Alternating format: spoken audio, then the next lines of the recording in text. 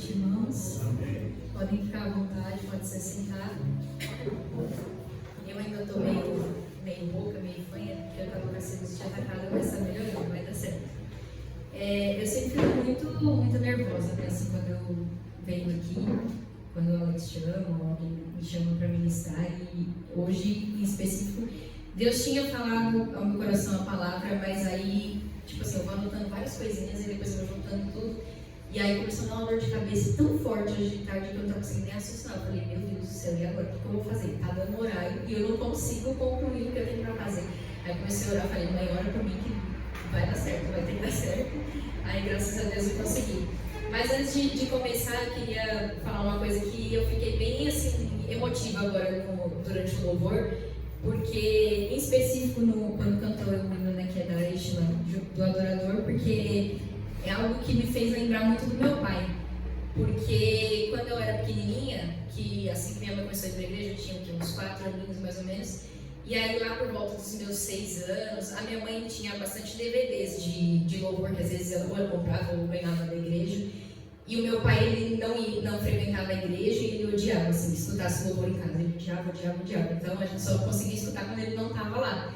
E aí, só que uma das coisas que eu aprendi a gostar era dos louvores da igreja. Então, aí eu colocava os DVDs da minha mãe e ficava cantando lá na sala. E esse era um dos louvores que eu cantava. E aí, conforme foi passando o tempo, ele começou a se aquebrantar ouvindo aqueles louvores. Quando eu cantava, ele chorava muito. E aí, de ali pra frente, Deus foi ministrando ao coração dele. E Deus faz a obra das pessoas não do jeito que a gente acha que deveria ser, né? O Senhor o recolheu. Mas eu tenho certeza que ele foi salvo, que o Senhor tratou o coração dele. Então, o Vinícius falou, né, sobre a adoração ser uma chave, tá certo? Que a adoração não é só cantar, né? Existiam outras formas de adoração, mas ali eu era uma criança que mal sabia orar ou poder, na minha cabeça, fazer alguma coisa pelo meu pai, mas através do louvor, o Senhor foi tratando o coração dele, né? Então, toda vez que canto esses louvores, principalmente assim, diante do trono, Níveis Soares ou Ishla, assim, que era o que eu cantava, mas na época eu lembro muito do meu pai. Então, e aí no louvor fala, né, que não existem prisões que contenham a voz do adorador. E às vezes não são prisões físicas, né? O meu pai vivia uma prisão espiritual dentro dele. Ele sofria muito por decepções na vida dele. Então ele estava bem depressivo e muitas coisas. E ele ele foi uma pessoa magoada pela igreja. Então ele criou uma resistência, né? Talvez por isso até ele não gostava de ouvir os hinos e tudo mais. E o Senhor tem uma forma especial, né, de tratar o coração de cada um. Então, que a gente nunca venha duvidar do poder que existe na nossa coração. E o impacto que isso pode quebrar prisões na vida do outro, nas nossas vidas. E aí, gente, hoje eu tô tecnológica, mas eu sou uma jovem não tecnológica. A Isadora até me zoa às vezes, porque eu sou péssima, gente. Cada dia eu descubro uma coisa. Aí hoje eu fiz a ministração e aí eu vou ver meus rascunhos do documento celular. Então, assim, se eu me perder, vocês vão me perdoar, porque eu não sou muita tecnologia. E aí eu quero ler com os irmãos Lucas capítulo 15, a partir do verso 3.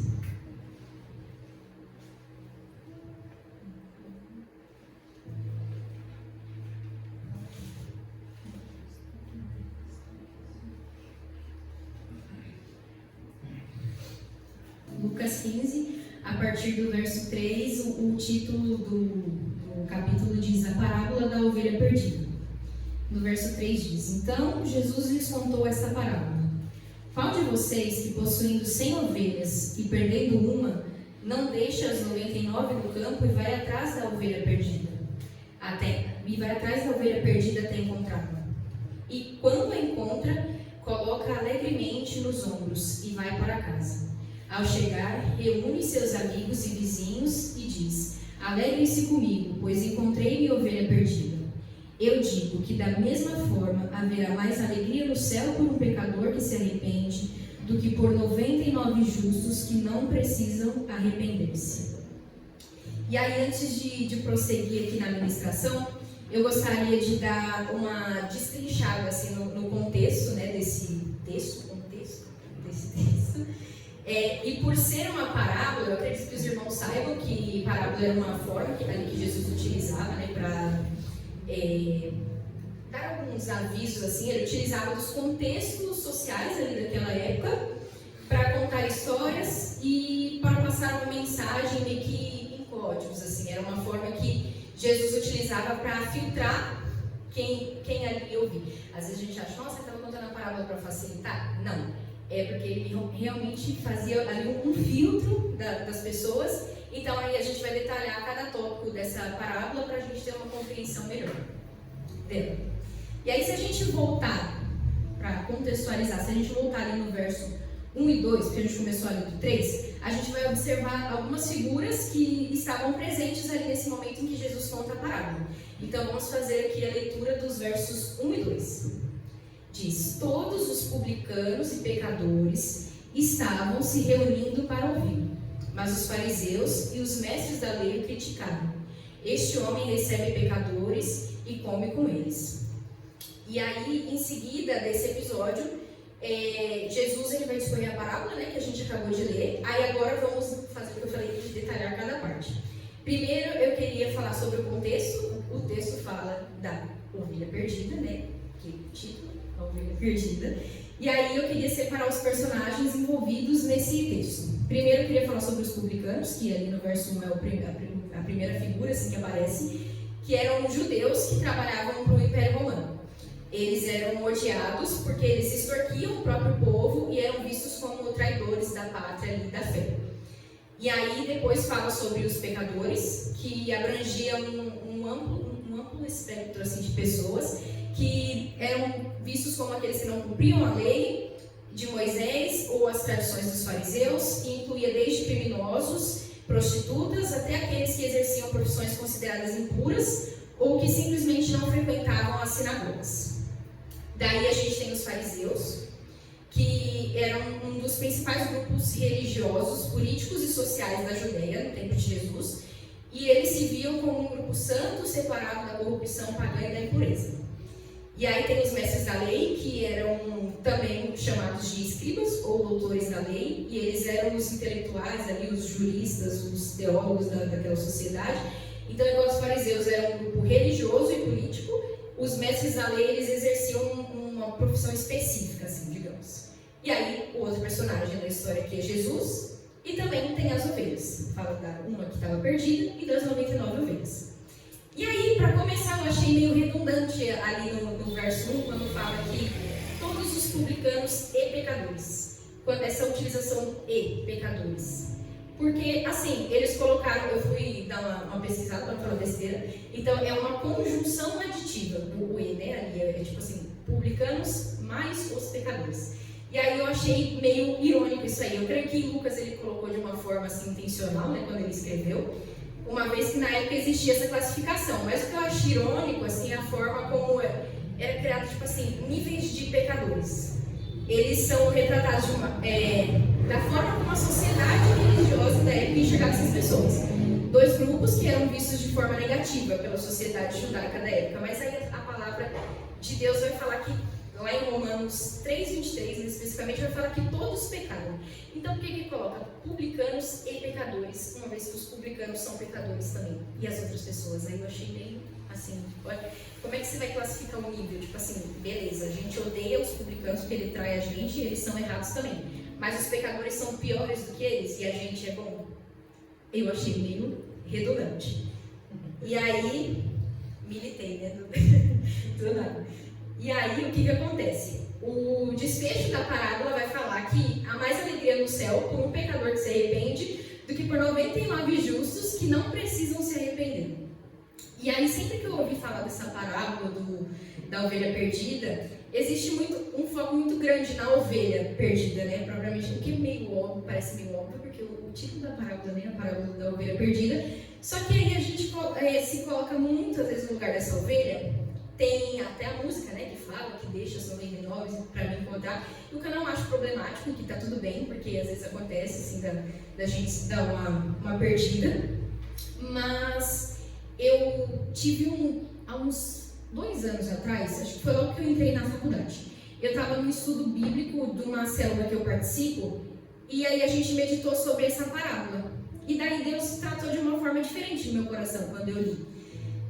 Porque às vezes a gente se coloca, igual eu falei, tanto no lugar dessa ovelha, que às vezes a gente precisa às vezes a gente se perde, precisa voltar para o nosso pastor, que é Deus, mas a gente faz, e quando a gente faz parte das 99, das outras 99 ovelhas, a gente nunca se coloca no lugar das 99 ovelhas. E aí até eu coloquei o título da ministração, eu acho que deu certo?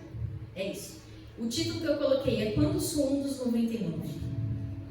Porque por vezes a gente acha que a gente é tão incrível assim. E quando a gente faz parte desses 99 justos, a palavra fala que são os 99 justos que não precisam se arrepender. Quando a gente é uma ovelha tão justa que a gente acha que não precisa se arrepender, como é que a gente fica nesse papel? Porque por vezes a gente acha tão incrível porque a gente não está fora da presença de Deus, porque a gente está dentro ali do rebanho do nosso pastor, que nessa figura é o Senhor. A gente está tão envolvido, a gente segue as ordens todas, a gente é a coisa mais linda, a gente sabe os versículos de cor, a gente ora que é uma beleza, a gente faz pedido, a gente começa a se achar tão maravilhoso e tão bom, a gente faz de tudo, menos se arrepender das nossas práticas pecaminosas. Porque a gente acha que a gente está tão certinho, tão bonitinho, que a gente esquece dos nossos problemas. Que a gente acha que a gente está resumido no que a gente é aqui dentro. A gente faz o papel dos fariseus, porque foi isso que Jesus quis ensinar com essa parábola. Que quando os fariseus, eles dizem ali no verso 2 que esse homem recebe pecadores e come com eles, tipo assim, eu não sou, ele come com pecadores, mas eu nada a ver comigo. Como se eles fossem assim, um alecrim dourado, como se eles fossem maravilhosos. E as 99 ovelhas ali representavam eles, que se achavam ser justos e santos o suficiente a ponto de não precisar se arrepender. E quem está fora era quem estava errado. Aleluia. E quantas vezes quem está de fora é mais humilde do que a gente, e que a gente acha que a gente é tão superior, que a gente é tão santo pelo fato de a gente estar dentro de um prédio cumprindo ritos toda semana. Mas quando a gente sai daqui, a gente está mais podre do que quem está fora, às vezes. Às vezes a gente não precisa nem sair, às vezes a gente está dentro e está sendo mais podre do que quem a gente olha lá fora e julga. E lá em Mateus 18, narra também sobre essa passagem da ovelha perdida, e no verso 11 diz que o Filho do Homem ele veio salvar o que se havia perdido. E a gente se acha tão bom que a gente esquece quantas vezes a gente precisa ser encontrado por Deus. Quantas vezes Deus não precisa nos encontrar porque a gente está perdido. Logo abaixo, aqui em Lucas 15, vai falar sobre a parábola da dracma perdida. E no verso 10 o desfecho também é que a alegria por um pecador que se arrepende. E abaixo também, depois que Jesus fala sobre a parábola da dracma perdida, ele fala sobre a parábola do filho pródigo, ou do filho perdido, em algumas versões fala filho perdido. Onde o que tinha o prazer da presença do pai todos os dias não valorizava isso. E aí então chegou o filho que abandonou o pai, que viveu uma vida toda bagunçada, e ainda assim o pai o recebe com amor, com alegria, e isso causa uma indignação ali naquele irmão. Porque nós somos tão legais, a gente é tão assim, que nós nos achamos superiores aos outros. A gente se preocupa tanto em medir o outro e olhar o que está fora, e a gente se perde estando do lado de dentro. A gente perde a oportunidade de desfrutar da presença do Pai. Aleluia. E um dia pode não dar mais tempo de acontecer isso. A gente nunca sabe quando é a última vez que fazemos algo. Porque se a gente soubesse, tenho certeza que a gente faria diferente. Se a gente soubesse assim, hoje é meu último culto. Às vezes a gente ia cantar diferente, a gente ia orar diferente. Se a gente soubesse a última vez que a gente fosse abraçar alguém, a gente ia abraçar essa pessoa diferente. Se fosse a última vez que ia conversar, às vezes você não ia brigar com uma pessoa por motivo besta. Às vezes você ia abraçar diferente. Uma vez que uma publicação falava assim, você não lembra qual foi a última vez que você brincou na rua? E é verdade, se você soubesse que era a última vez que você estava brincando na rua, você ia com certeza brincar mais, fazer diferente, alguma coisa. Não só na rua, em casa, quem lembra qual foi a última vez que você brincou? O que você brincou? Ninguém lembra. Então, assim, a gente tem que fazer tudo como se fosse a última vez, porque a gente não tem noção de quando é que vai ser a última vez. A gente tem a oportunidade de ter a presença de Deus livremente, mas até quando? Se o Senhor voltar e a gente não for, e aí, o que vai ser da gente? O que a gente vai fazer? Que não tem mais o Espírito Santo. Como é que fica? Não fica, então é melhor a gente se consertar e a gente desfrutar e ter certeza de que a gente está ali dentro desse rebanho, a gente pode ter a presença do nosso pastor, a gente pode ser humilde de entender quando a gente está fraco, quando a gente está errando e procurar se consertar, porque a gente às vezes fica tão preocupado, nossa, mas a ovelha está lá longe, está lá fora e não sei o quê, mas aí você está perdido dentro, entendeu? A gente precisa tomar esse cuidado. Será que, por que eu venho aqui, que eu estou cantando, que eu estou pregando, porque eu estou lendo que eu sou mais bonitinha que todo mundo? Não sou não, às vezes eu sou até pior, entendeu? Porque eu sou uma pessoa que, mas quando a gente está sozinho, quando a gente está na nossa casa, a gente fica vulnerável. A gente tem, uma vez a minha prima falou uma coisa pra mim, é verdade, as pessoas que a gente mais é grosso com a pessoa, que a gente trata mal, são as pessoas que são mais próximas da gente. Porque é muito simples eu vir aqui na igreja e tratar todo mundo com o maior amor do mundo, mas aí quando, mesmo que alguém me irrita, eu falo, não vou falar nada, vou ir pra casa assim. Mas vai o Alex fazer alguma coisa que me irrita, vai minha mãe fazer alguma coisa que me irrita. Será que eu vou agir bonitinha do jeito que eu vou agir aqui? Às vezes não, às vezes eu vou inchar, às vezes eu vou bater a porta do meu quarto, às vezes, entendeu? A gente é assim, a gente vive de um jeito nos lugares que a gente não é na nossa casa. Mas a gente precisa procurar melhorar todos os dias. A gente não pode falar assim, ah não, eu sou maravilhosa, eu sou aqui maravilhosa, porque eu sou maravilhosa na minha casa. Não, eu tenho problemas. Eu vou causar problemas, eu vou magoar as pessoas vão me magoar, a gente tem que ter essa compreensão, mas a gente tem que procurar ser melhor, a gente tem que fazer intencionalmente. A tendência é que quanto mais convive com a pessoa, mais magoar ela você vai, e ser magoado também. Faz parte do relacionamento, mas a gente precisa procurar ser melhor. A gente tem que falar, ah não, vou ser assim porque eu vou ser ruim mesmo, porque essa pessoa que ela merece que eu seja ruim. Não, você não tem que ser dessa forma, entendeu? Você tem que ser diferente. Às vezes acontece, dá uma estressada, mas a gente precisa o quê? Tentar ser melhor todos os dias. E ser a ovelha que se perde, deixa eu falar uma coisa aqui que eu tinha esquecido. A gente tem que pensar, quem sou eu quando as luzes da igreja se apagam? Aleluia. Quando os holofotes se abaixam? Uma vez eu vi uma frase que, eu não lembro exatamente isso, mas esse era o princípio dessa frase, que dizia que era qual o som que a minha vida toca quando o louvor acaba? Quem eu sou quando eu não estou aqui na igreja? Quem eu sou quando eu não estou com os meus amigos? A gente tem que pensar em tudo isso, porque entra de novo na parte da adoração, que a adoração não é só cantar. A adoração é a forma que a gente vive. A forma que a gente vive transforma a nossa vida e transforma quem a gente anda junto.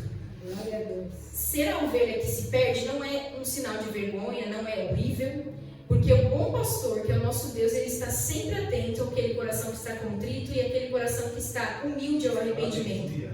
E ele vai ao resgate dessa ovelha, dessa pessoa. Agora a gente tem que ter medo de se perder dentro do rebanho do Senhor.